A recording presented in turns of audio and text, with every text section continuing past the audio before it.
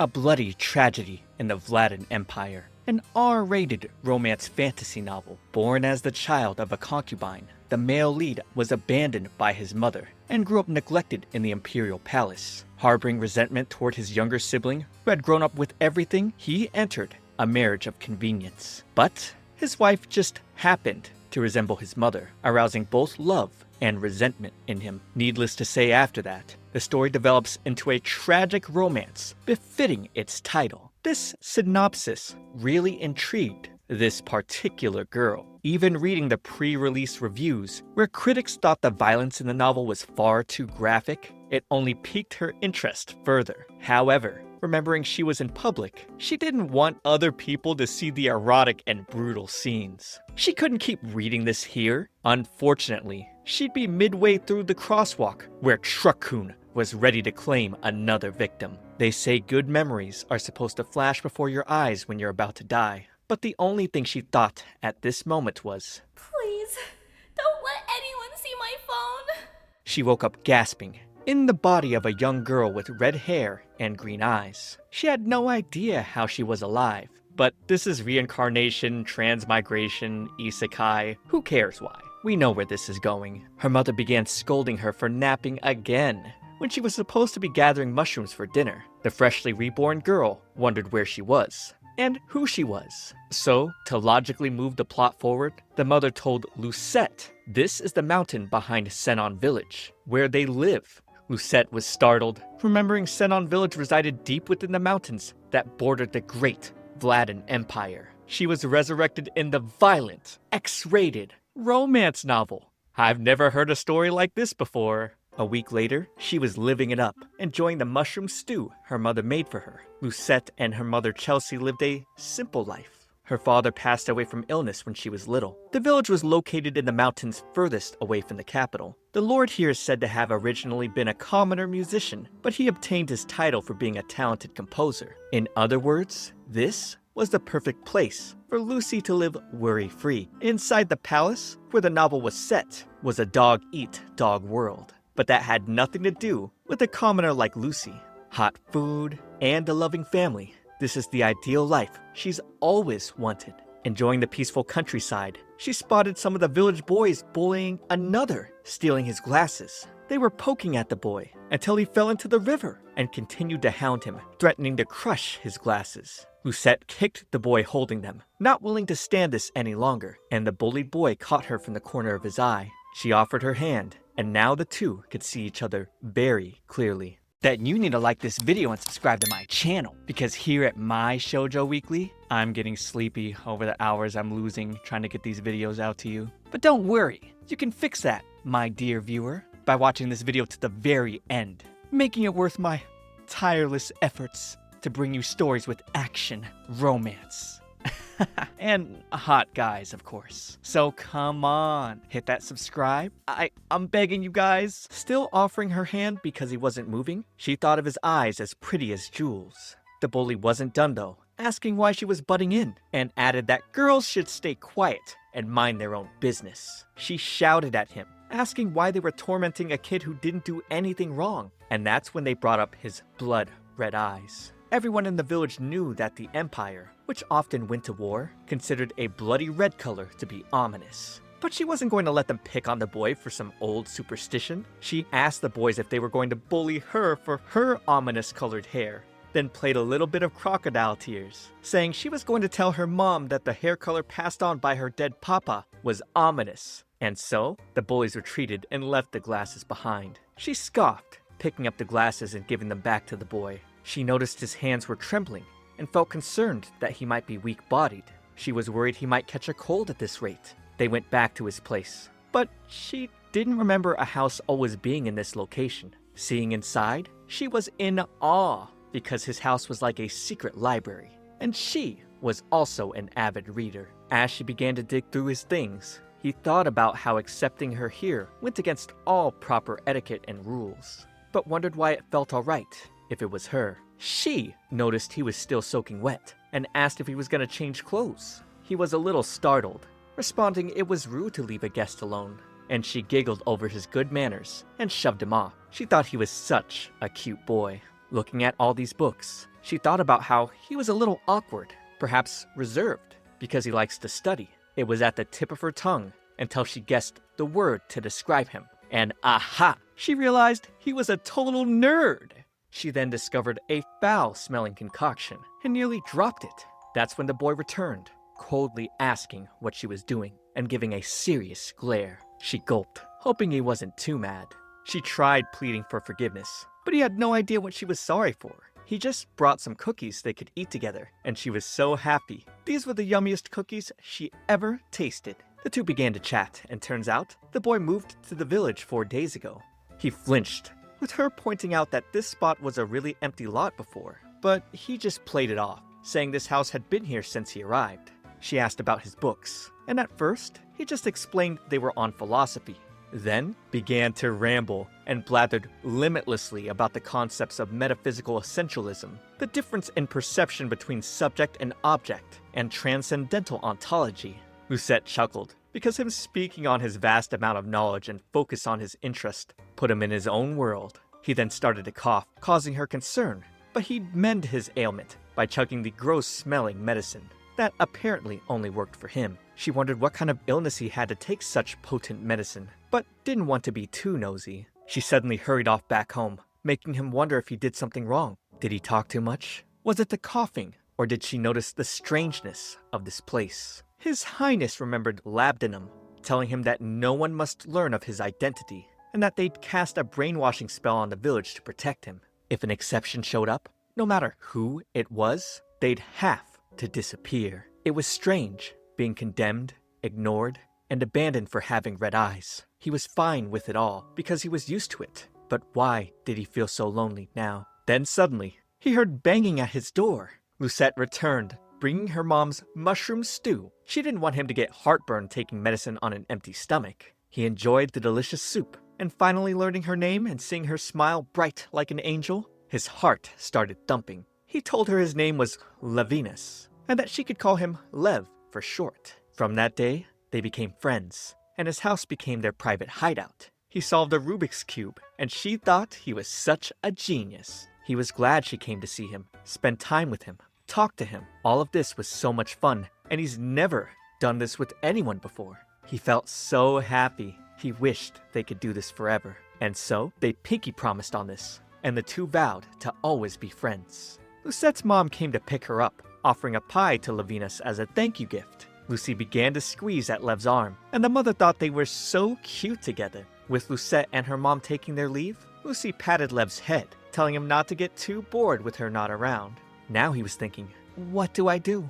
The more time I spend with her, the more I don't want to part ways. He wanted to be with her, more and more. The Rodante Festival was coming to town. It featured a quiz contest, with the first place prize of sightseeing the royal capital, and subsequent second and third place winners earning 2.5 and 1 million gold respectively. Pairs often enjoyed the festival together, and Lucy wanted to obviously pair with Lev. She had no interest in seeing the capital though. What if she got dragged into one of the novel incidents? She didn't want to put herself in danger, but she was excited about winning 2.5 million gold. That was enough for her not to worry about living expenses for a long time. She was daydreaming about getting rich with her nerdy boy. On the way to his house, she noticed a bright flash from the second floor window. His forearm was bloody, with the Imperial Mage, Labdanum, telling him not to make such a fuss about a small injury. Lev's only job was to live here quietly, as if he was dead. He healed Lev's injury, having taken care of what he needed to here with the jewel. And that's when Lucy came knocking at his door. Labdanum was curious about Lev's friend, since Lev was so fickle, but Lev grabbed at the mage, telling him sternly to leave. And so, the mage followed the order and teleported away. Lev was concerned, noticing Lucy didn't seem to be in a very good mood, but she was actually worried that he hurt himself because of all the blood on his shirt. But then relieved, realizing he had no injuries, and thinking maybe he accidentally just wiped something on his sleeve. The two sat down to enjoy her mother's stew, and chatting, he knew things would get dangerous if she found out too much. He asked that she never come up to the second floor, and she was fine with that. But in return, she asked him to promise he'd answer his front door within 10 knocks. So, he accepted. She then brought up the Rodante Festival quiz contest, and at first, Lev was reluctant to enter. To To this, Lucy then thought about entering with Dominique, and in Lev's head, he started thinking, someone other than me by Lucy's side? I don't want that, and quickly changed his tune, smiling, saying he'd enter with her. The festival day eventually came, and she didn't expect Lev to be so nicely dressed. She thought he looked great, but the weather seemed a little too hot for what he was wearing. She went through his closet, picking out something new for him to wear, and he was glad, telling her he wanted to wear something she would like. This got her heart beating. She thought if someone else heard him talking like this, they might misunderstand. Fixing his hair up, she noticed something peculiar. His glasses didn't seem to have any kind of prescription. But she put that aside, and the two prepared to head into their carriage. Before taking off, they were greeted by Dominic, who grumbled a bit about Lucy not going with him. With Dominic introducing himself, Lev told the boys sternly to refer to him as Levinas. This made Dominic anxious, and he tried his best to be friendly with Lev, offering to teach him how to play soccer and to show him the best lookout spots. However, Levinas was cold and responded, "No, there's no need," causing Dominic to run off. Lucy thought of the whole interaction as strange, but then presumed Lev just needed more time to get used to others. On the ride there, she decided to nap on his shoulder. His heart began racing. He uttered, "If you want me to become friends with Dominic, I'll do it.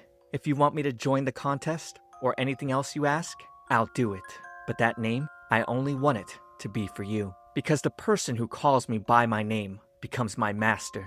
I leave that name so that it's yours alone." At the Imperial Palace, the current Emperor's sole heir, Delmar Abel Hadassah, was teary-eyed, asking Labdanum where his brother Aurelio disappeared to. Because even when he asked his mother, she wouldn't tell him anything. He begged the palace mage to take him where his big brother was. Labdanum wasn't so sure the first prince would be happy to see him. But Delmar was so sure Aurelio missed him. And so, Labdanum used his magic to put a cape on the prince that would bring him back immediately if he was in a life-threatening situation, then sent him off in a flash. He sipped his tea, hoping the pitiful prince wouldn't be punished for this. Lucette had no idea festivals could be so fun. Lev popped all the balloons with throwing darts perfectly, spun the wheel on a grand prize, and found the item on a scavenger hunt. Lucy felt a little bad that he was giving her all the prizes, but seeing her happy was enough for him. She wanted him to have the prize snow globe at the very least, since it was the item she wanted the most. She wanted him to remember today whenever he looked at it, and he was very happy to accept. Walking around some more, Lucy remembered she needed to stop by a particular shop her mom wanted her to, and while she was away, Lev noticed a blonde boy asking for a boy with black hair and red eyes. This made his heart drop. It was Delmar. He grabbed his younger brother, asking what he was doing here, and Delmar was so happy to see Aurelio again. As Lev dragged his little brother to the back corner, Delmar kept chattering, asking why Aurelio disappeared, and telling him he had no idea how much he missed him. He was just dying to see his big brother again, and hugged him tightly. Aurelio Levinas Hadassah, the name of the crown prince who was born into the imperial family, but was confined because of his humble background. That was a name he had just barely managed to abandon. He noticed Delmar still never talked down to him, despite Lev being the son of a concubine. He then reminded Delmar he was the one who was punished when Delmar had broken the rules. He coldly told his little brother that if they found out he was here, he'd be sent to another place. Lev didn't resent him, but he liked the village and didn't want to leave. Delmar had no idea what his big brother was saying, but pleaded with him to come back to the palace. However, Lev responded fiercely, telling Delmar to never come back, and that next time, there would be no warning. Lucette then found the two, looking for Lev because the contest was about to start. Lev seemed a little anxious, but using his quick wit, he explained that the little boy was lost, so he was helping him, and turned, urging the boy to go on now. Delmar ran off, thinking Aurelio had changed, and his cape started glowing. He wondered if his big brother had killing intent, and teleported back, unable to comprehend the event. Competing in the contest, Lev was fired up, getting 10 questions right in a row, and Lucy was so impressed. The final question was one no one could possibly know. A long time ago, the previous emperor got rid of all the mages who disturbed the empire's peace. At the time, every mage surrendered right away, but there was one who resisted until the very end. Although they were a traitor, His Majesty acknowledged the mage's spirit and power and erected a memorial. What was the name of this last mage? He wouldn't put it on the board since they were going for second place, but told Lucy, since she was dying to know, the mage's name was Labdanum. The lord of the land couldn't believe the two kids knew the answer and wondered why they didn't put it down. He then ordered Johan to look into them, thinking they might be able to help him with something. Enjoying their prize earnings, Lucy felt bad that Lev was giving her his share, even though they agreed to split it in half. So in return, she promised to grant 3 of his wishes. She felt like she was always taking from him and wanted to be of help to him too. He accepted, but couldn't help but think she was getting the short end of the stick. She was always so kind and warm to him, and he felt he'd never be able to repay these feelings, no matter how hard he tried. Going shopping together with the prize money, Lev found himself buried under clothes. Lucy was just too excited, and then a gorgeous necklace caught her eye. She assumed it was probably really expensive, and went on to continue her shopping, not knowing Lev was observing her every detail. Riding back together, he asked to use one of his wishes now, and pulled out the necklace she had looked at. Offering it to her with open case, she couldn't believe he could afford this. But as he put it on her, she could tell he had been watching her the entire time. He noticed her glances toward the necklace, and the fact she hadn't bought a single thing for herself, instead only for her mother. She wondered how he could be so attentive. She started flailing around, telling him to hurry up and think of his next wish. This first one made her feel like he was granting her a wish. Honestly, she could never win with Lev. Returning home, she noticed her mother wasn't there. Too bad. She really wanted to give her the gifts. She suddenly got jump-scared with a man banging at the door. He explained that they forgot to get her signature before giving her the prize money, and asked that she open the door. Reaching for the handle, Lucy remembered she didn't write her address on the application form and felt a bit of stranger danger. So, she made an excuse to get them to leave for the day, and they did. On the other side, Labdanum was snickering, thinking she was perceptive and that dealing with her would be fun. When her mother came home, she was angry, saying, "Who dares come after my daughter?" She would definitely teach them a lesson next time. Chelsea then happily opened her presents, so thankful for her daughter. That aside, she warned Lucy to be diligent about keeping the door locked from now on, since starting tomorrow, she'd be very busy running a general store in Rodante with Dominic's mother. A season passed since Lucy's mother opened her general store, and Lucy was just as busy helping her out. Dominic wanted to help, but he was also busy these days, learning new skills at the blacksmith. He managed to make a derpy little dog charm that Lucy burst out into laughter over, but he assured her he'd get better in the future. With both her mother and Dominic absorbed in their work, Lucy felt a bit jealous. She was now determined to find out what she wanted to do in life. After that day, she spoke to Lev about her concerns, and he dropped a ton of books on her. He thought about educating her in all sorts of subjects, starting with mathematics, since it was the foundation of everything. She urged him to go easy on the math today, and so they went outside to play in the snow. Laying out together, Lev asked to use another wish, treating her to dinner. She couldn't believe he was so skilled in cooking, but when he called her name, she became flush, seeing him hold a birthday cake and wishing her a happy birthday. She couldn't believe he remembered, since she had just mentioned it in passing. But regardless, he wanted to fill her special day with all her favorite things. She then hugged him close, thanking him, saying she's never felt so happy before. He noticed she seemed to have a lot on her mind these days, and was glad he was able to cheer her up. By nighttime, Lucy was fast asleep on the couch. Lev suddenly heard creaking and found Her Highness, Delmar's mother, coming down the stairs. He wasn't expecting her to be here so suddenly. He bowed before her, saying he was living quite comfortably thanks to the imperial family's consideration. He was worried though, thinking there was no reason to see her again, so her appearance must mean there was a serious matter. Could she still be concerned about the matters of succession? However, she'd simply tell him she was glad he was in good health and free from danger, then took her leave. He couldn't believe she was leaving him without giving him any sort of orders. As if it wasn't bad enough he was confined to some remote mountain village, they took turns visiting him as though they were checking on a caged animal when they were bored. He assumed they thought of him as some sort of freak show. Kneeling on one knee before Lucy, who was still fast asleep, he uttered that as long as he could be with her, that was enough. He wouldn't let anyone else get in the way of that. so he needed a plan to protect her. He would not allow her to be in danger. The following morning, she woke up with a tummy ache, perhaps having eaten too quickly yesterday. Visiting the pharmacy, she was taken aback by how shabby it was. The old woman running it was kind, offering a glass of honey water for Lucy's ailment, but she refused. Lucy observed this world's medical practices to be really outdated, and also that the medicine seemed uncommon. This sparked interest within her. What if she learned how to make medicine? Since pharmacology wasn't very developed, there was sure to be demand for it, and she could help Lev as well. They were then suddenly approached by Johan, the aide to Rodante's lord, and he was asking them to spare some time, since his lordship wanted to meet them.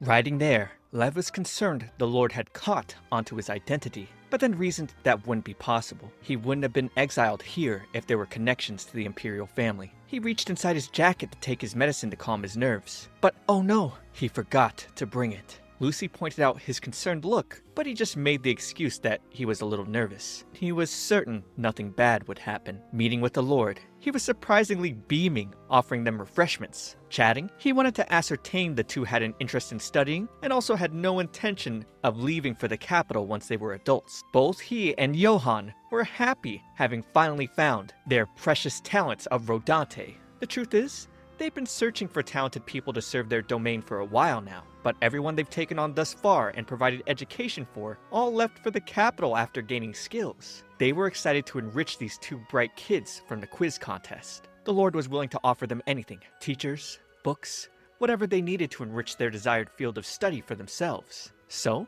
Lucy happily requested a pharmacology teacher. By the end of their chat, she was surprised to learn Lev requested Hex Tech and martial arts. He reasoned it was good to learn various subjects. Lucy was so pumped up to work hard, but things would not remain cheerful. Lev apologized, telling her he needed to head home now, and began walking back on his own. Seeming a bit low energy, Lucy was concerned for him, noticing he wasn't responding to her calls, and his ears were super red. She later knocked on his door more than 10 times, and he didn't respond, so she barged in. Hearing his groaning, she hurried upstairs, finding him passed out on the floor. He couldn't see anything and couldn't move either. Ah, he could see it now. This was his punishment. He then heard footsteps, wondering who it was. Knights stomp loudly, maids tread lightly, and Delmar walks with a skip. The Emperor never looked for him, and Labdanum was silent when he walked. The only person who tread so carefully in the palace was his mother. She told him that as long as she was here, her humble origins would shackle him. He begged her to stay, but she left him anyway, not wanting to cause him any more harm. He cried for her, not wanting to be left alone in this empty place where it was cold and scary. But her last response would only be happy, Lev. He was burning up. Lucy had to call someone for help, but he'd grab her arm, uttering, "Don't go, don't leave me."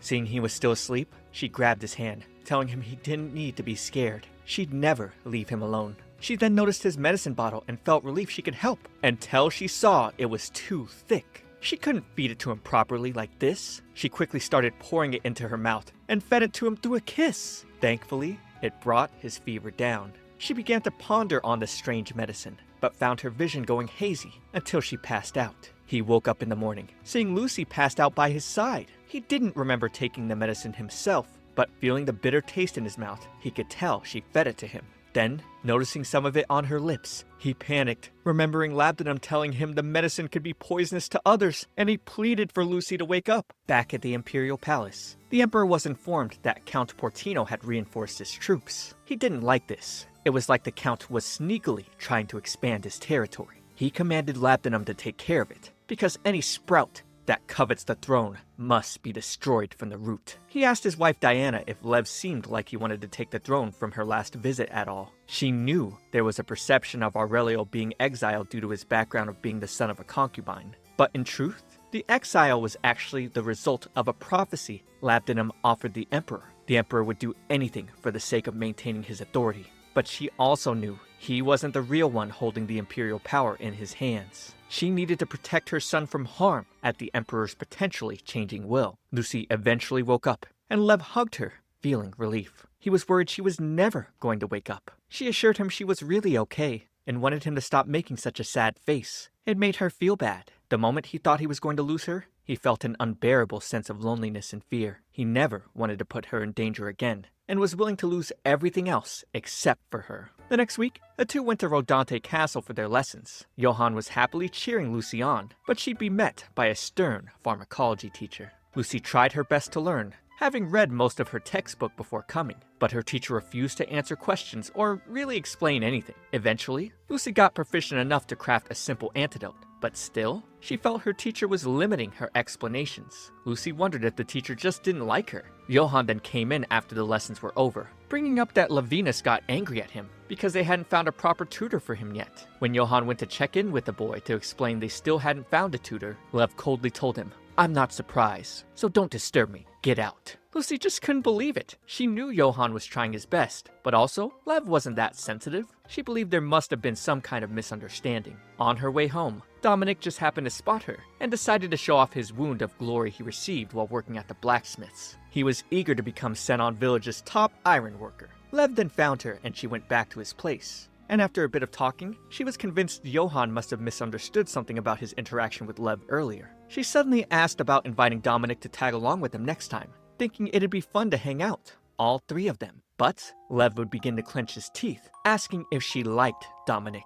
She responded that he was a bit immature, but a good friend. Then, asking about himself, she responded he was also a precious friend. However, she never expected him to ask which of the two boys was more special to her, adding a hypothetical that if one of them were to disappear, which one remaining would feel more special to her. Of course, that's kind of a weird question. She obviously didn't want to think about something like that to begin with. But humoring him, she explained probably the one who disappeared would feel more special. The past would never return, and memories tended to be glamorized. If you miss someone who's gone, don't you think you'd feel more fondly toward them? She wanted him to stop joking about this kind of stuff and smiled, asking him not to go anywhere. And he promised that wouldn't ever happen. But still, on the inside, he was thinking about how he could become the most special to her. As Lev walked her home in the rain, Dominic came by in a poncho, having waited for her forever. Turns out, her roof was leaking again, and her mother wanted her to sleep at his place. Dominic grabbed her arm, and out of rage, Lev grabbed her other arm, so tightly it hurt her. She kept calling Lev's name as he had thoughts of not wanting her to be close with anyone else, wanting to be her only friend, having her all to himself. But now that Dominic was bringing up that they were all going to get drenched at this rate, Lev apologized and let go. Staring at them walking off, he only thought about how he could keep her tied down next to him. At Dominic's place, she noticed a bunch of history books. Turns out, his older brother, who studied in the capital, had a lot of interest in history. He was always rambling about mages, like, for example, how you couldn't kill them with weapons like guns or knives. They also wielded powerful magic and couldn't enter houses without permission. Wait, what? Are they like vampires in this verse? They also took the souls of humans in exchange for magic. The two then began talking about Lev, and Dominic brought up how Lev didn't seem to care about him or anyone else besides Lucy. She just felt like Lev was constantly getting misunderstood.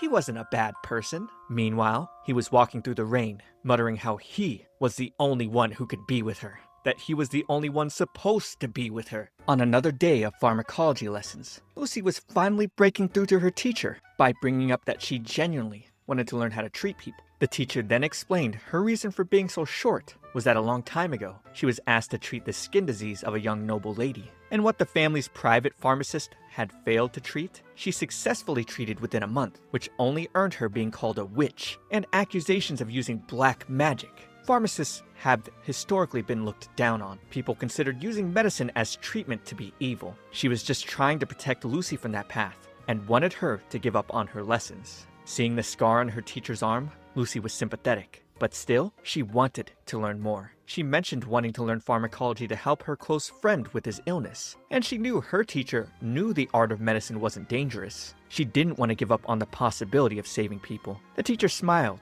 because Lucy's determined attitude reminded her of an old friend. And so, the lessons would continue on a better note moving forward. Johann was glad she didn't give up, especially since most people were reluctant to learn pharmacology, since it was the legacy of mages. However, the domain lord here did not believe in that kind of superstition. Recently, an epidemic had spread through the neighboring duchy, and numerous lives were lost. It made them realize the importance of medicine work. That night at home, Lucy pondered on the hostility people had towards magic, but she definitely heard all the mages disappeared. This made her cheery, believing she was likely living in a period that had nothing to do with the original novel. So she plopped onto her bed, worry-free, not knowing the last mage was observing her from outside the window. On another day, heading back home, Lev gave Lucy a gift.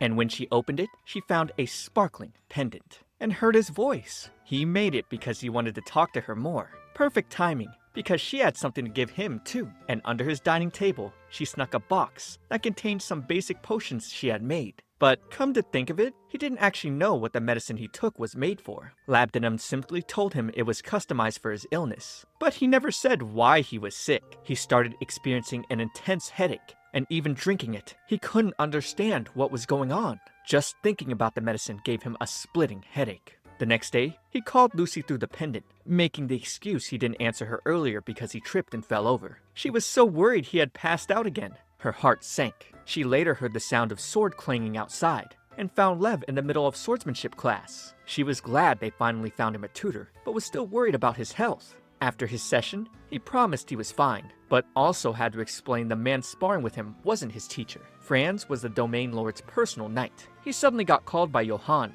to see the lord, and along the way, Franz brought up how it seemed as if Lev had already received high-level swordsmanship training from the imperial family. He suspected that Lev was not an orphan, and at the very least, certainly the son of a duke. Riding back home, Lev was keen to Franz having caught on to his abilities, despite him holding back. He definitely wanted to avoid Franz from now on. Untangling Lucy's hair, he felt remorse for not being able to share the truth about his identity. But the imperial family was using Labdanum to monitor each and every move he made. He didn't want to put her in danger as well. He wondered if a day would ever come when he could tell her. Time flew by, and spring arrived. Lucy had already spent nearly a year in Senon village living her new life. She suddenly got flagged by Dominic's older brother, Dietrich, and only caught on to who he was because they looked similar. She was eager to learn more about mages from him, and chatting together, she brought up the plot of the story of the novel where the MC ended up killing most of the imperial family, making Dietrich think she was reading some strange books. He explained that was implausible here, since imperial family members couldn't harm each other due to an ancient magic casted on them. Lucy was a bit taken aback. She thought she was living in the period where the novel had already ended, but now wondered if the story in the novel never happened to begin with. She didn't expect this at all. That night, at the Imperial Castle, Delmar told his mother he's been having trouble sleeping without Aurelio here to read him stories. He accidentally leaked that he knew Aurelio was living in the backcountry all by himself, causing Diana to panic. She reminded him he wasn't to leave the palace without her permission, and he instantly ratted out that Labdanum sent him. She sighed, working with what she had, because at the very least, her son hadn't mentioned any of this to his father, but knew that could change at any time if he found out. The Emperor was vicious. She told Delmar to pretend he never went to see his brother from now on, and he agreed. So now, she was on her way to give Labdanum a warning for putting her child in danger. She told him to show himself, and he'd respond, "Oh my, I can never deceive your eyes. I, Labdanum, am here to answer the call of the great imperial family. Give me your command, your majesty." She began to scold him for sending her son to meet his brother, but now wanted to know what was in the prophecy that made her husband banish Aurelio. The mage could not tell her, however, since a prophecy was a promise made among the parties involved in the contract. Not being able to learn more, she asked for a prophecy on her child. She was worried something bad might happen to him. Labdanum offered his services, but prophecies came with a price. At her word, the contract would be valid, but the price would only be revealed after the contract was complete. She didn't like that at all, but would do whatever she could to protect Delmar. Accepting, Labdanum used his magic that radiated light, bringing out a golden apple for her to consume and get her reading. She just heard a voice that told her, "Find her, find the fiancé," and was now convinced she needed to find Delmar a wife. Later, Johann told Lucy and Lev about the upcoming academic seminar and music festival. The Baron further detailed the academic seminars were to celebrate research achievements made during the winter, and a music festival to celebrate the new year. He had just finished a piece of music for the festival last night. He wanted the two kids to present as well, but they didn't have to. Lucy was fine with Lev not attending, since he usually kept to himself, and she knew he didn't like big crowds. But he was just hoping nothing bad happened during it. Turning back to the castle, the Emperor wanted to know why his wife was bringing up Delmar's crown princess candidates. Delmar wasn't even 15 yet. However, Diana reasoned using the news of the recent endemic disease spreading in various parts of the Empire. Countless children were losing their lives due to it. She just wanted to find their son a good partner before it was too late. Going through the marriage candidate list, he noticed all the families were near the western border. These were all houses that supported the Imperial faction. On another night of Labdanum using his magic to see if Lev had any killing intent towards the Emperor, Lev wanted to know if there was anyone at the upcoming Rodante festival who would recognize his true identity. The mage chuckled, seeing his services were in high demand these days. Reading the future was taboo, so it was only right that a heavy price must be paid. However, the weight of something was relative, so he'd be willing to take what was most precious to Lev. Lev's heart sank with Lucy coming to mind. Before he could answer, Labdanum told him, I think one person might recognize you, Your Highness. Lev didn't understand, since he didn't agree to pay a price, but the mage was only offering speculation, not prophecy, as an investment. The days studying at Castle Rodante went on. Lucy was exhausted preparing for her presentation, and asked if Lev was still going to attend, even though he wasn't presenting.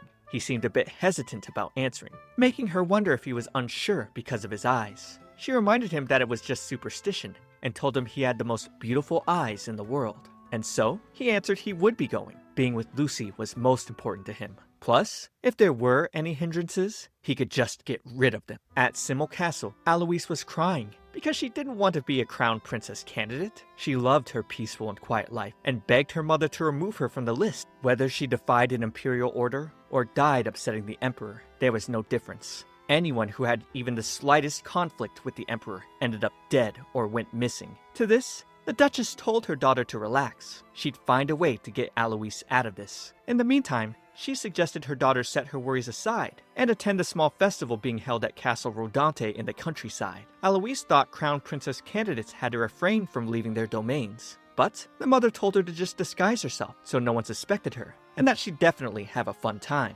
At Lucy's home, her mother was reading a letter requesting she send her daughter to House Menelik. In the past, working there as a maid, she was suspected for seducing her husband, the house's eldest son. Disgusted by that, her husband left his family and the count's estate, but they still couldn't accept that and had him killed. As if it wasn't enough they killed her husband, now they wanted her daughter too? Lucy came by to tell her she was leaving to prepare her academic seminar one more time before the festival. Chelsea hugged her daughter. She was proud of her. Watching Lucy leave, she could tell she had grown a lot. Chelsea reflected on having just managed to settle down successfully here, but now knew she had to do whatever it takes to protect her beloved daughter. Meanwhile, the Emperor learned about the festival going on in Rodante. Knowing Aurelio was there, he commanded one of his men to find a red-eyed boy there and have him eliminated. This was the perfect time for him to get rid of that nuisance. Making their way to the festival, Alois's father was assuring her she'd be fine. The area had no connection to the imperial family, and how would they recognize her dressed as a boy?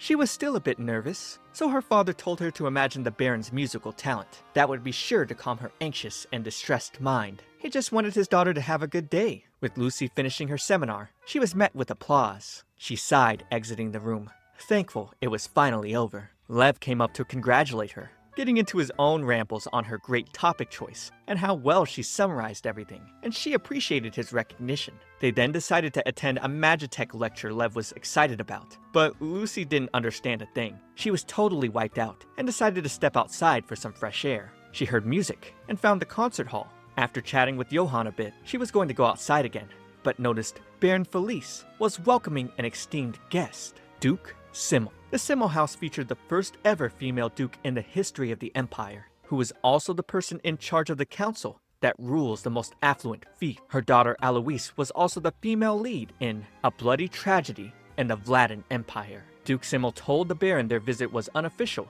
and asked to not make a scene by escorting them around. Lucy had no idea why they'd be here. Despite there being clear evidence that things were taking place probably slightly before the events of the novel began, Lucy continued to cope with the idea of seeing Duke Simmel after the novel had already ended. Labdanum found her, asking why she was alone despite the festival being in full swing, especially since it was dangerous for her to be in a secluded place by herself. She stood up to begin her way back, bringing up that it was probably dangerous for him to be by himself too. However, the mage felt more at ease by himself. He also didn't like running into people. Noticing his red eyes, Lucy assumed he must have lived a really difficult life, just like Lev. She told him she didn't believe in superstitions, since her dear friend also had red eyes as well. Talking a bit, he explained he was here to people watch, because humans put on the most entertaining shows. She didn't quite understand, so he began his monologue. Not a single person had absolutely zero wants. Every human being wanted at least one thing: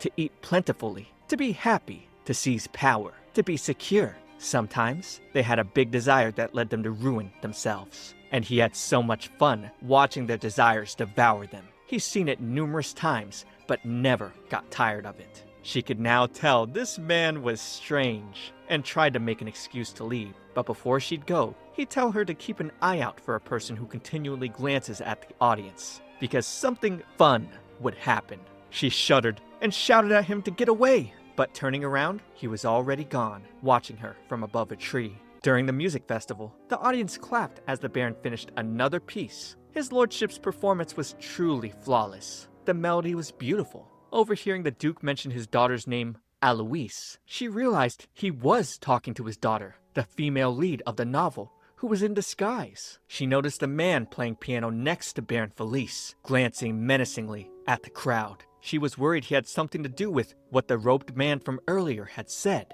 She tried to remain calm. If he really was an assassin, who would be his target? If it was the Baron, the assassin would have already attacked. Johann's status wasn't high enough, and Sir Franz was too strong to fight directly. Then it hit her. Someone whose status was high enough and too weak to fight back, and concealing their identity. Watching him stand up, she knew it. She shouted at Alois to move as the assassin lunged in with his blade, going straight for his target. Coming out of the seminar, Lev tried calling Lucy through the jewel, but received no answer. He couldn't believe he was always like this, getting stuck, letting so much time pass, hearing the subject matter he was interested in. He found a crowd clamoring and murmuring about whether or not the red-headed child was dead, and he hurried on through, finding Lucy bloodied in the arms of Alois. As she called for a physician, an intense chill ran down his spine. He took Lucy, telling Alois, "Move," and "Don't touch her," and she shrieked and apologized. Lucy woke up, telling him she was okay, and asking that he don't be too hard on Alois. The Duke then came to his daughter's side, and before they could take off, Lev would scold them into getting an apology. He couldn't believe he was always late for the most important moments, and felt he should have kept his eye on her. But she'd tell him that being here with her was more than enough. She was relieved and just wanted to rest a little while. As she closed her eyes, he noticed the color from her skin quickly fading and begged her to wake up, then saw her blood cover his hands, and he screamed for her to wake up. Where Lucy was recovering, Duke Simo commanded the Baron to not look into this matter any further. Their visit today was a secret, since Crown Princess candidates were forbidden from leaving their domain. He wanted to protect his daughter at all costs. There was one thing he was curious about: Lusette's identity. She just happened to save his daughter during such a critical situation. He felt suspicious of her. Baron Felice found himself in a sticky situation. He needed to wrap up this incident for the sake of his people, but he couldn't defy the Duke's orders. Lev entered the scene, and learning the investigation was cancelled, he became furious, especially because Lucy risked her life to save the Duke's child. Lev got some alone time with Lucy, thinking about how it was widely known the Duke cherished his daughter, and he couldn't accept this. Lucy woke up and mentioned the brooch he gave her must have gotten damaged during the attack, so Lev took it back to fix it later. Lucy was fine, even learning they weren't going to investigate the culprit. The only thing that mattered to her was that Alois was safe. She decided to rest a bit more, while Lev continued to seethe, vowing to not allow any kind of mistake or error like this to happen again. And if immense power is what he needed to protect her, he'd return to that position. He was going to become reason itself. The assassin returned to the Emperor, apologizing for failing his mission, but before he could explain, the Emperor lopped his head off, and pondered if the more one tried to kill Lev, the stronger he became. It was all going according to prophecy. Back at home, Lucy's mom was pinching her cheek for making her worry. She really was concerned. Since the incident, Lucy's been following the physician's orders to rest and stay home. She felt bad for making everyone worry over her, and was a little sad,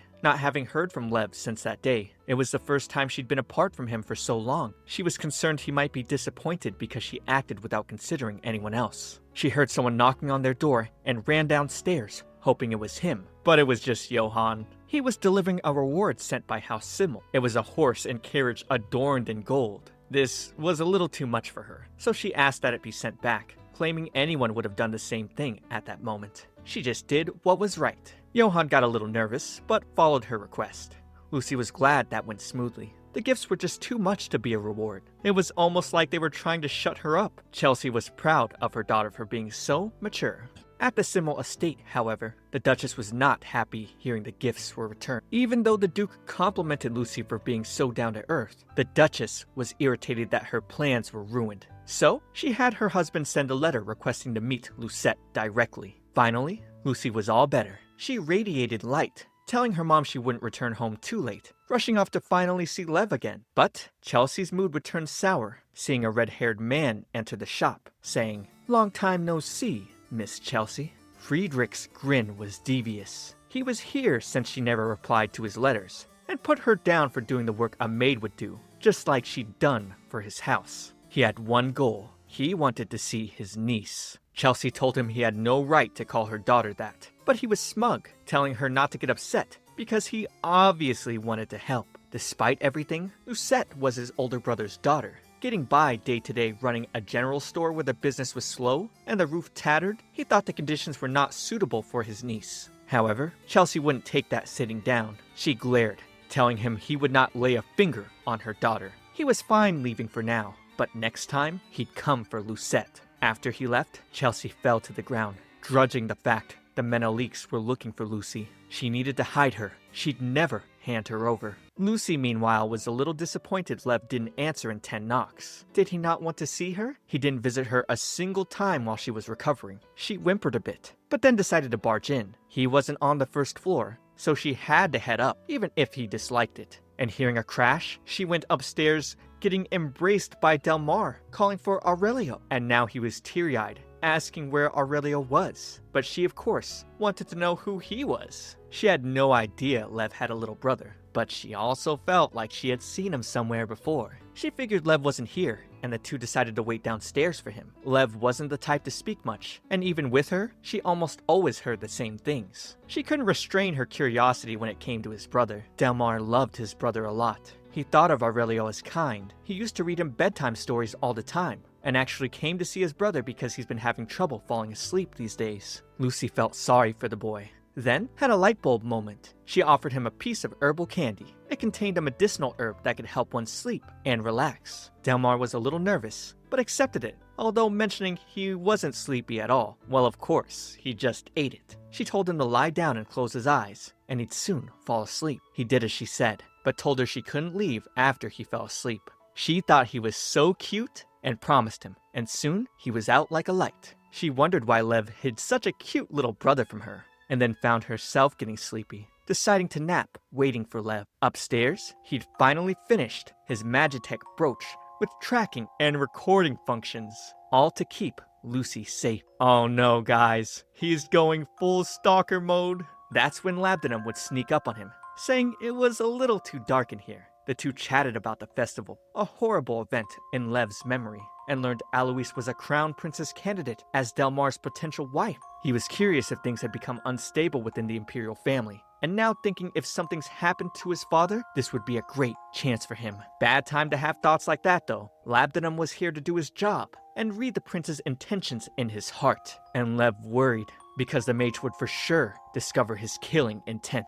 With Labdanum reaching for Lev's wrist, they suddenly heard a noise downstairs. The mage recommended Lev go check by himself, letting Lev go for the day. He'd report everything was fine. Besides, Lev's been in this room for a week, so there wasn't much to report. Lev's heart sank hearing this. He couldn't believe he'd been tinkering with the brooch for that long. He rushed downstairs, thinking he needed to see Lucy immediately. But Delmar would find him first, and now Lev could see his brother had met Lucy. Delmar flinched, with his brother reminding him he wasn't to show up in front of him ever again. Diana was frantic at the palace, searching for her son. She found Labdanum, who also had no idea where Delmar was, but suspected the noise downstairs at Lev's place was probably him. Delmar was trembling as his brother demanded an answer for why he ignored his warning. The younger prince apologized, explaining his trouble sleeping and recalling the times they've spent together. He came using Labdanum's magic circle, even knowing Lev would be upset, but begged him to come back to the palace because it was lonely without him.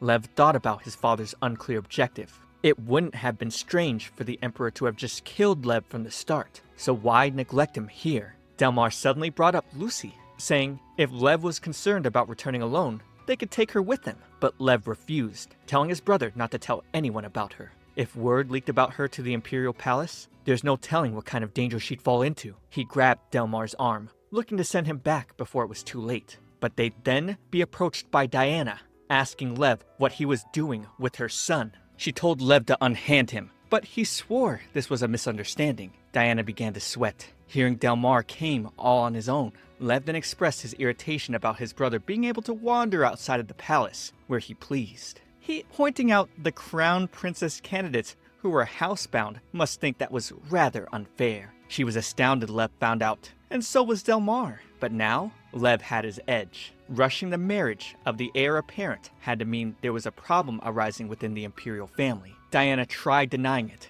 using the excuse that this decision was hers alone. Delmar did not approve, but she shushed him, claiming she was working hard to protect him and this was all for his own good. Lev continued to press on, saying how amusing it was the imperial family looked at the prince they incarcerated with disdain, but wouldn't say a single word about bringing in a new crown princess. He threatened to take his brother hostage if they didn't stop with the surveillance on his new life. Lev thought it was always strange that the emperor hadn't killed him when he already had several chances, and now figured it was because his father couldn't kill him. Lev would be willing to visit if his father ever called him to the palace, but today would be the last day they ever meet here. After they were gone, Lucy woke up from sleep, asking about Delmar. Lev explained Delmar was actually his cousin. He then handed her the brooch he fixed and promised he'd never leave her. She then held him close, saying she'd forgive him this time for leaving her for so long. All the while, he was thinking about how he set the brooch to be able to find her location and hear surrounding noises when her heart started to beat faster. He would never let go, wanting to be with her forever.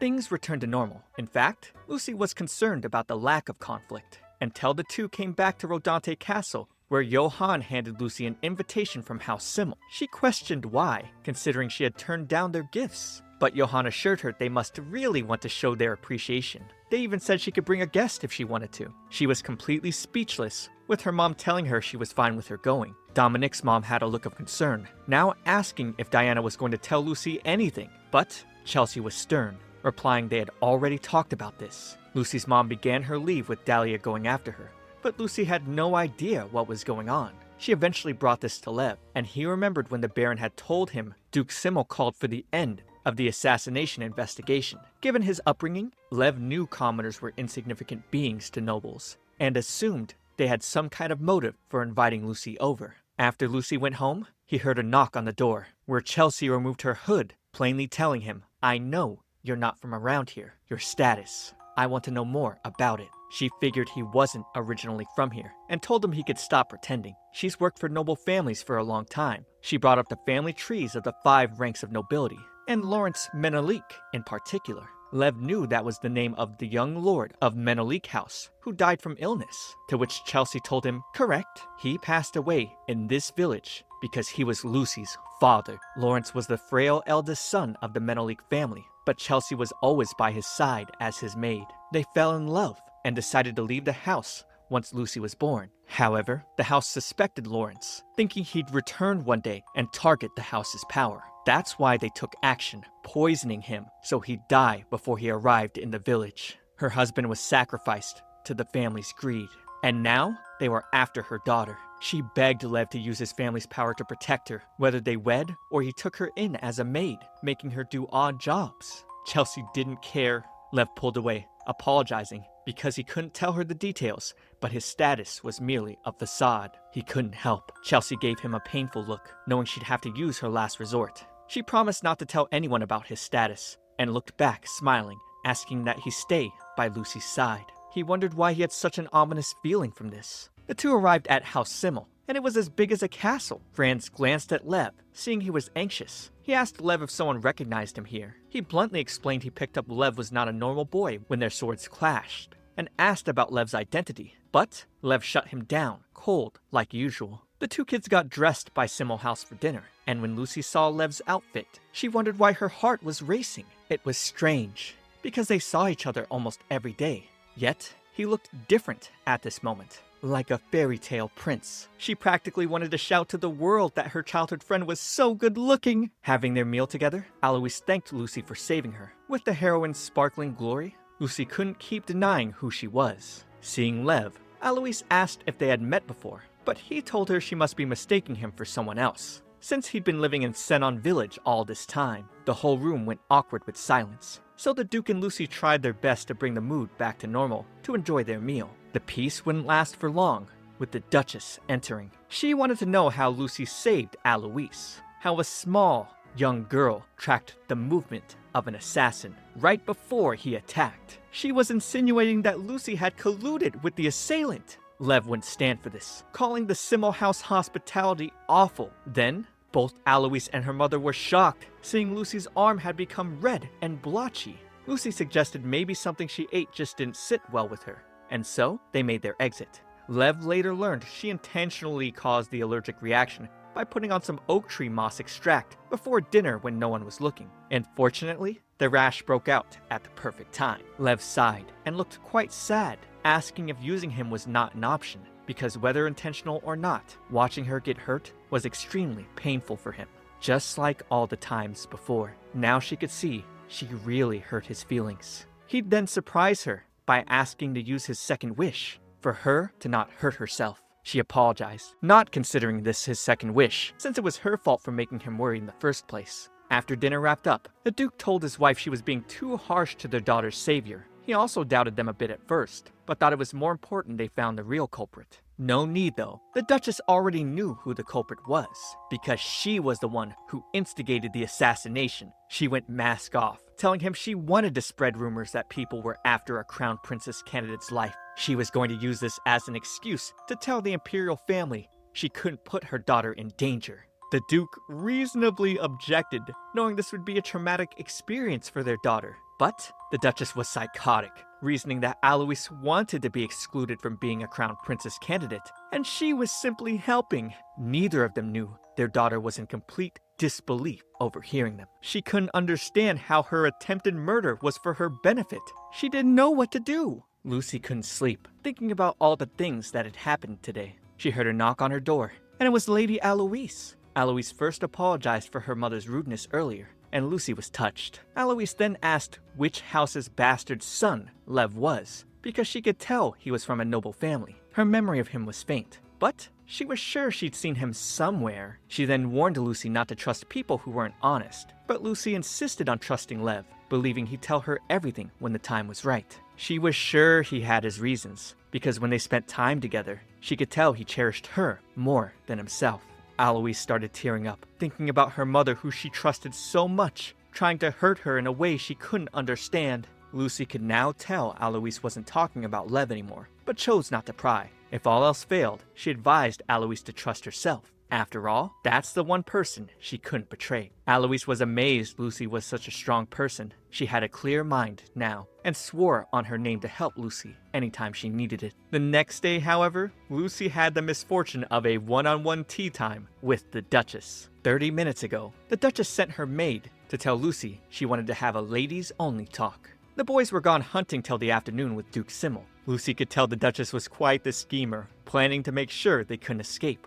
Also making sure not to bring her daughter to the tea party. Duchess Simmel revealed right now she was walking on eggshells with things going awry within the imperial family. She didn't know exactly what was going on, but was sure something big was happening. This became an increasing concern for Lucy, now that Alois and the members of House Simmel, who were characters in the original novel, have appeared. This world definitely wasn't taking place after the end of story. Even worse, Alois hasn't met the male lead yet. It was more likely this was all a prequel. Lucy questioned if an external force, such as a mage, was perhaps involved in all this. To which the Duchess replied, "What a stupid thing to say. Mages were exterminated by the late Emperor." But now, the Duchess was suspicious, thinking maybe the Emperor perhaps spared one. Heading home, Franz noticed the village looked very red for some reason, and everyone sprang up, saying it was a fire. Lucy ran out, standing before the burning flames of her house. Dahlia told her to get away, but Lucy was concerned for her mother. Her heart would sink, hearing Dahlia say her mother wasn't feeling well today,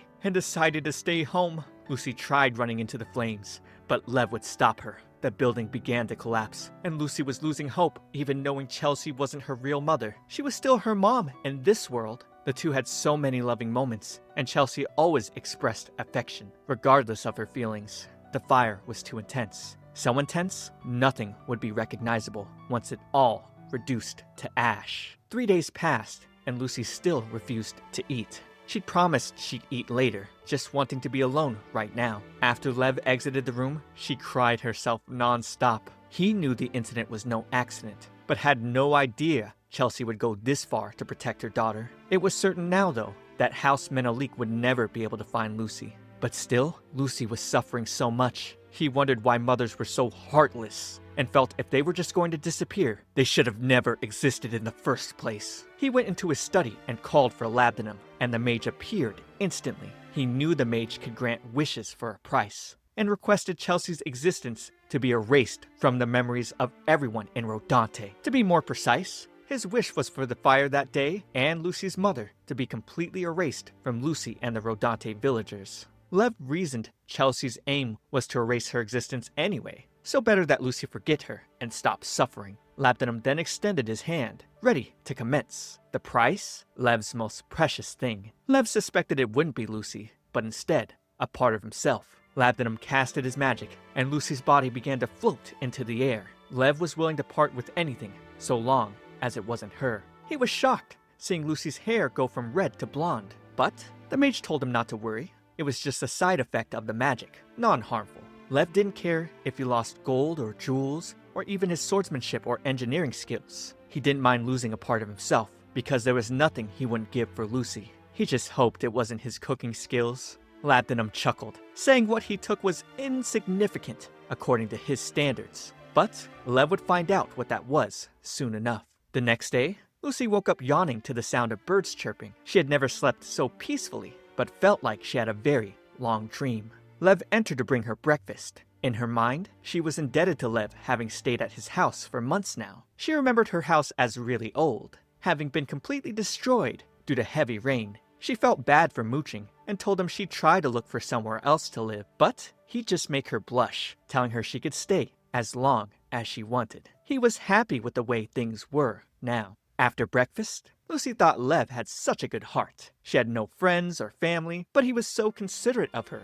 Without him, she really would have struggled to live. But now, she was determined to stand on her own 2 feet. Looking at her hair, she wondered if it had grown a little. All the while, Lev smiled, knowing his wish was a success. A few months later, Dahlia thanked Lucy for all the hard work at the shop. Dahlia had no idea why she was so busy these days. She felt like she lost an employee or something, haha. Around the time when the memories of Lucy's visit to House Simmel started to become faint, peace returned to her life, except for one thing. She hadn't seen Lev in ages. He was always coming home late these days, and didn't tell her what he'd been up to. She thinks he's changed a little, because a while ago, he pushed down a boy who spread rumors about Lucy, calling her cursed and unpleasant. If the boy spread one more rumor, Lev threatened to cut off his tongue. She knew the boy was in the wrong, but she'd never seen Lev talk so aggressively. Something definitely happened, but she wasn't sure what. Her head started throbbing, and Lev appeared to catch her. He felt a little worried, since she collapsed more often these days. But all she could think about was,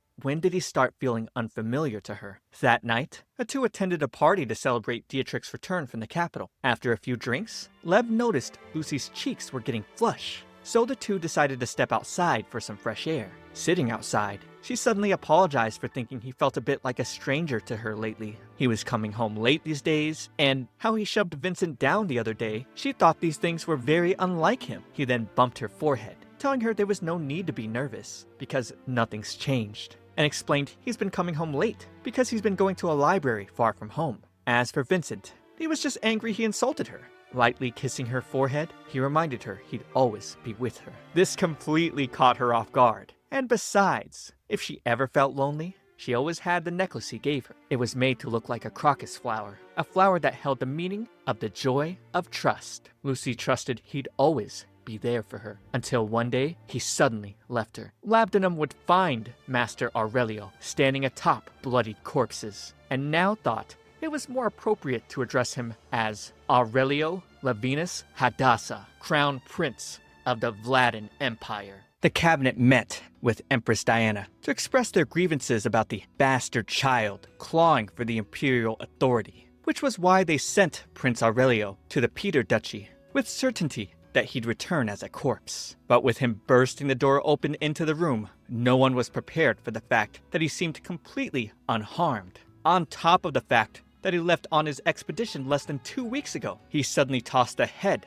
of the Peter Duchy's king on the table, announcing his victory with the surrender of the duchy, per their order. The cabinet spoke in murmurs about him destroying the invincible fortress in less than 2 weeks. That place was filled with the greatest warriors on the continent. Diana silenced them and praised Aurelio for his hard work. But before he could be dismissed, he made a request. He reminded them he's been on the front line since the king had been bedridden and the second prince was too young. In the last war, his shoulder got injured, so he'd like to rest in the detached castle for a while. The cabinet took offense to that. The detached castle was supposed to be for their crown princess, but to that, he just smirked, reminding them that the second prince broke off his engagement, and the crown princess's stay there has been postponed indefinitely. He's obediently participated in every war for the last 3 years, now 21 years old. Yet, he's only been provided a tiny office. He asked that they show him some pity. Afterwards, Labdanum congratulated him. He was impressed that Aurelio established himself despite being an illegitimate child.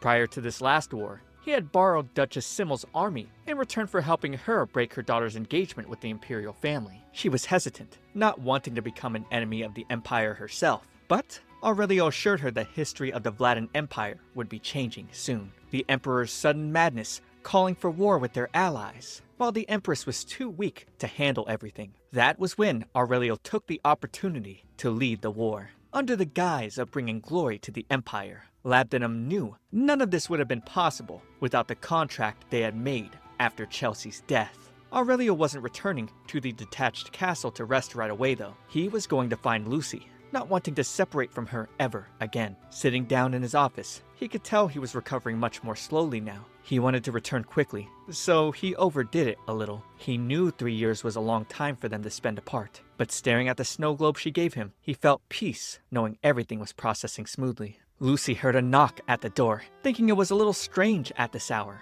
Dominic already came by earlier, so she hoped that it was Lev. Lady Aloise apologized for disappointing her, but the two caught up. Lucy's been working as a pharmacist during the day and developing new medicines at night. She rarely went out and didn't have any hobbies. Aloise was getting a little frustrated, knowing Lucy had been waiting so long for Lev. He didn't return after that day. His things were gone, his room was empty, and there was no news of him anywhere. He couldn't even be found with Duchess Simmel's help, proving he never existed from the beginning. However, Lucy had hope with a letter that arrived recently that said he was sorry he left without saying goodbye. She just wanted to ask where he was and what he was doing right now, but she couldn't reply since it had no return address. That aside, Aloise came here to ask Lucy to come to the capital with her. The imperial family was holding an auction soon, and her mother requested her to buy something from it. It was called an auction, but it was more like a test. People must buy something from the imperial family to prove their loyalty. The key was to not pay an unreasonably high price, but the price must also not be so low that it angers the imperial family.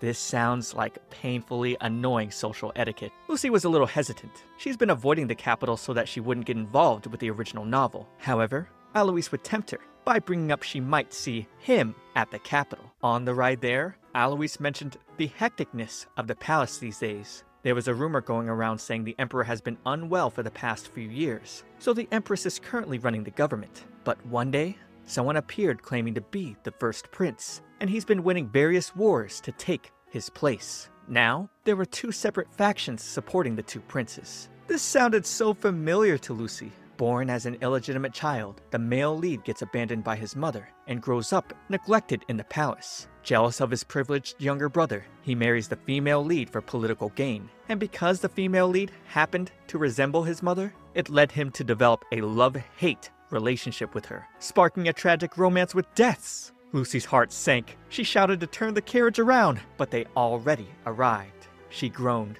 realizing she let her guard down, thinking if Aloise caught the prince's eye at the auction, that would begin the events of the original story. Meanwhile, Lev got notice of Lucy's arrival and decided to put on his glasses so he could look the way she remembered. Lucy decided to wander on her own, thinking about what Aloise had told her. When the emperor fell ill, They tried to make the second prince the new emperor by pursuing a strategic marriage with her. But the first prince returned and began gathering support. So they became nervous and backed out of engagement with her? Lucy thought this was very strange. Catching her lost in thought, Lev jump-scared her. The two decided to sit down for a treat. Lucy wondered if this was just a dream.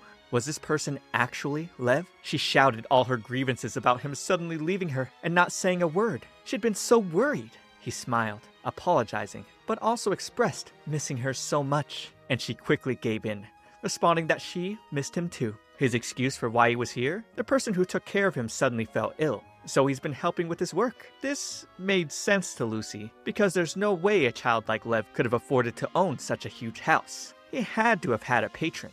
He then embraced her from behind, telling her not to worry, because from now on, they'd always be together. Together forever from now on. The two decided to take a nice walk in the capital park, and catching up, Lucy explained things were fine back at home with Johann and his lordship doing fine as well. She was a little shy, explaining she worked as a pharmacist now, and admitted she got into it because she wanted to help him. This reminded Lev of the potion Labdanum used to have him drink. The mage told him he'd suffer seizures if he didn't take it regularly. But thinking back on it, the symptoms were similar to withdrawal. He surmised they fed it to him to control him while he was weak. Lucy asked for the symptoms that caused his ailment, so he told her he'd get a cough, a fever, and sometimes tired easily with headaches. But also sometimes his heart beat very fast. And he pulled her hand to it so she could feel it. She retreated back, completely flustered, letting him know she'd try to make something for those symptoms. Lev wasn't reliant on the medicine anymore, but he liked seeing that she was worried about him. Learning they'd both be going to the auction, she asked if they'd get to see each other again, so he grabbed her hand to kiss it, reminding her he was serious about them being together forever from now on. Her face was getting red again. He was on another level of charisma, telling her, "I'll see you again soon, Lucy. I'll be the one waiting this time." She thought, seriously, this guy? Did his personality change after living in the capital for so long? She remembered him being more shy and cute. On the day of the auction, the two ladies arrived glimmering. Lucy just couldn't get used to this though. However, she'd get so distracted she'd lose Alois. A man would then accidentally bump into her,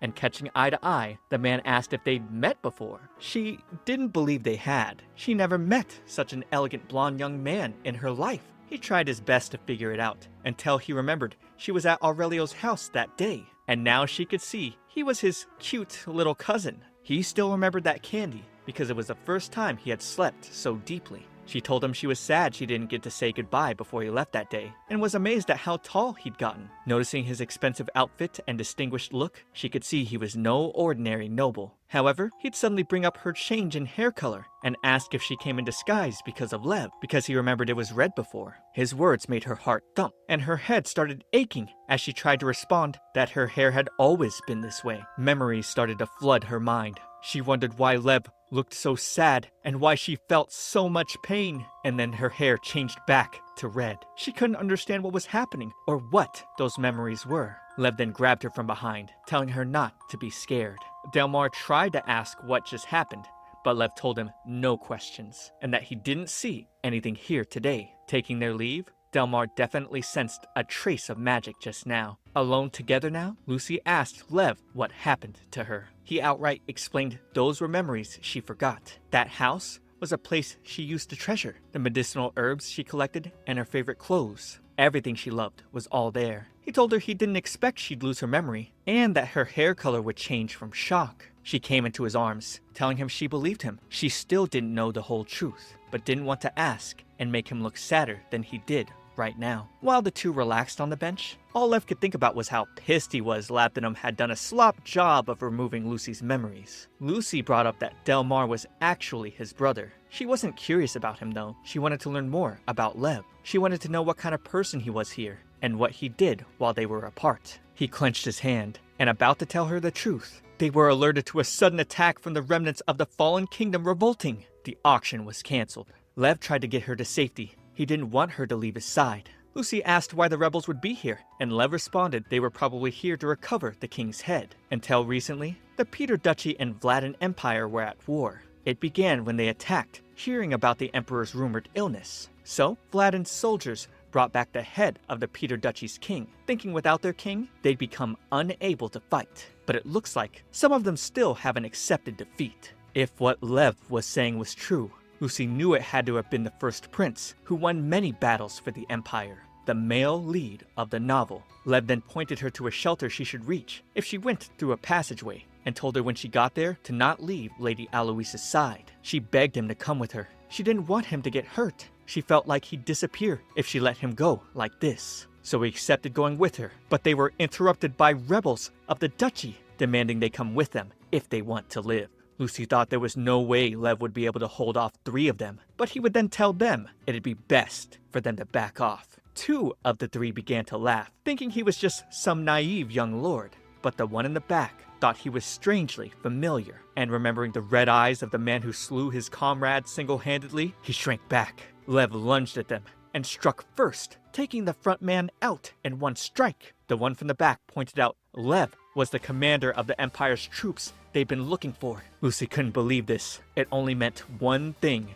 After slaying the rebels, he turned, announcing his full title, Vladin Empire's first prince, Aurelio Lavinus Hadassah. That was his name. Oh man, this series is getting exciting. Ladies, what do you think about a man like Lev? Would you like him, or is his obsessive thoughts a little too much? Let me know in the comments. We've totally caught up, so I'm not going to cover again until the next part finishes or the whole series is over. So remember to like and subscribe to stay tuned. For now though, watch this next video. It's me, ComfyTea. I'll see you all in the next one.